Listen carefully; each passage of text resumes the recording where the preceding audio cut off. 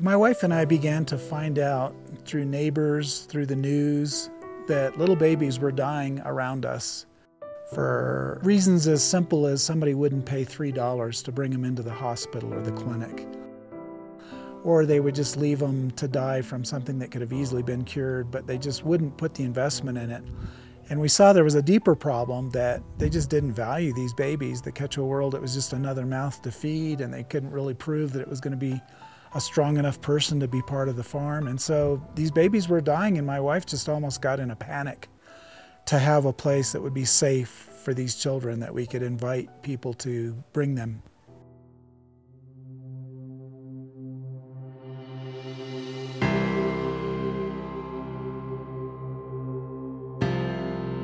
The green boxy building back there, the locals think it looks a little bit like Noah's Ark because they're not used to frame constructions that are big rectangles.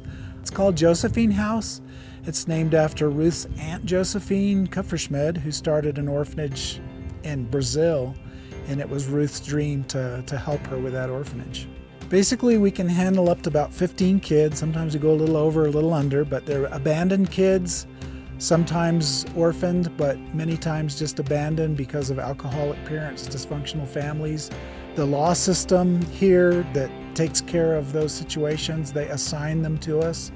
So they come with a judge-approved agreement whereby we're going to take care of them until they can be adopted or returned to their families. I think one of the big differences is that we try to be a real home for them, down to the spiritual needs, the physical needs, the loving. We try a lot more to be like their real home would be. They know the mothers that are watching over them and love them. They receive incredible amounts of care, massage therapy, help with their homework if they're school age. And I guess the biggest part for me is we treat them as if they're our own covenant children.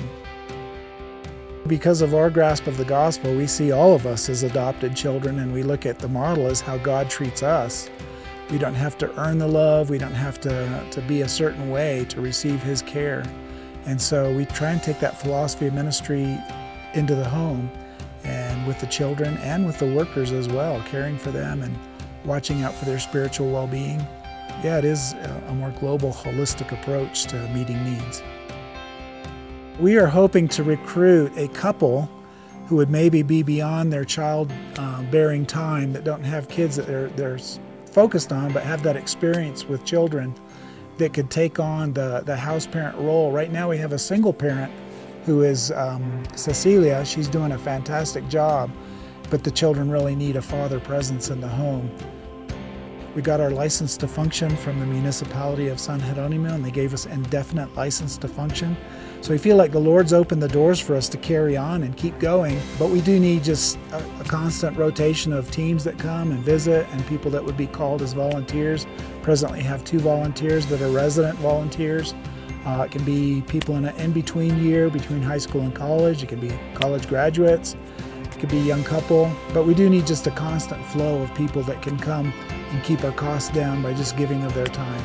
Interestingly, funding for an orphanage doesn't usually happen until there's actually kids. So that whole starting up process was a huge exercise in faith. And then people started coming alongside us and supporting. Because of how we take care of the children is that instead of a $40 a month donation to Compassion, our children cost us between $200 and $400 a month, depending on how handicapped they are. So we've had to have a different type of supporter who is willing to just understand that.